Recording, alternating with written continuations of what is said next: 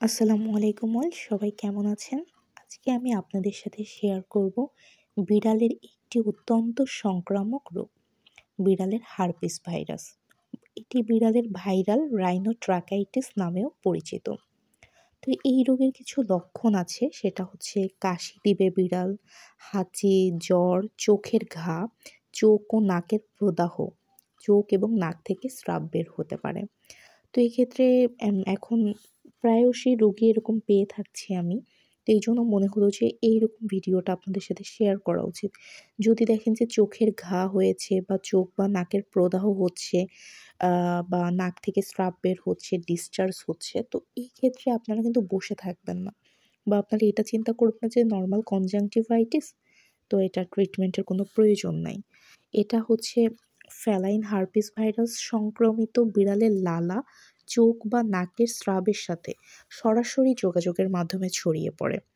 এটি খাদ্য এবং জলের বাটি বা লিটার বক্স এবং বিড়ালের খেলনার মতো দূষিত জিনিসের সংস্পর্শে এসেও ছড়িয়ে পড়তে পারে।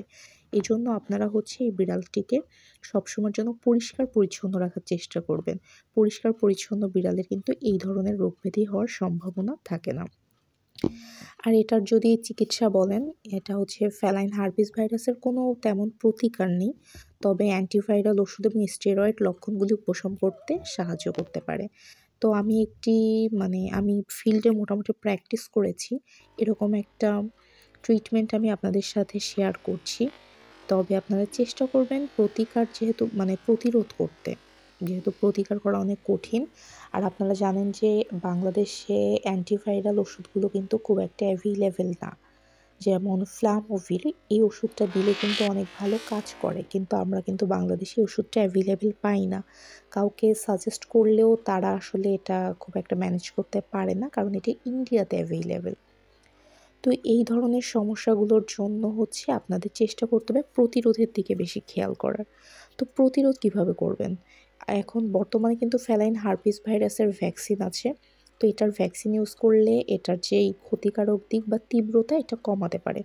তবে তারা সবসময় যে প্রতিরোধ করে এমন না। তবে চেষ্টা করবেন আপনারা। আর যে কিটেনগুলো আছে, মানে বিড়ালের যে ছানাগুলা থাকে, তো এদের হচ্ছে ৬ থেকে ৮ সপ্তাহ বয়সে টিকার যে সিরিজ আছে সেটা শুরু করে দিবেন। আর দীর্ঘমেয়াদী হচ্ছে প্রভাব কাজ করে, যেহেতু এটা অনেক বেশি সাফার করায়।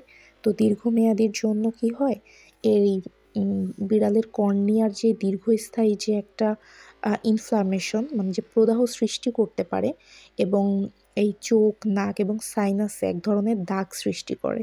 তো এরকম ধরনের লক্ষণ দেখলে কিন্তু একদমই বাসায় বসে থাকবেন না। দ্রুত হচ্ছে ভেটের কাছে নিয়ে যাবেন, এবং আশা করি একজন রেজিস্টার্ড ভেট আপনাদেরকে সঠিক চিকিৎসা দিতে পারবে। তবে যেহেতু আপনারা যারা আমার ভিডিও ফলো করেন, তো তাদের জন্য আমি হচ্ছে ট্রিটমেন্ট হিসেবে এখানে যেটা শেয়ার করছি সেটা হচ্ছে একটা জেল। এটাকে হার্পি জেল বলে, যেটা ৩ বার দিবেন আপনারা ১৪ দিন ধরে। আর একটা ট্যাবলেট হচ্ছে লাইসিভিন, এটা হচ্ছে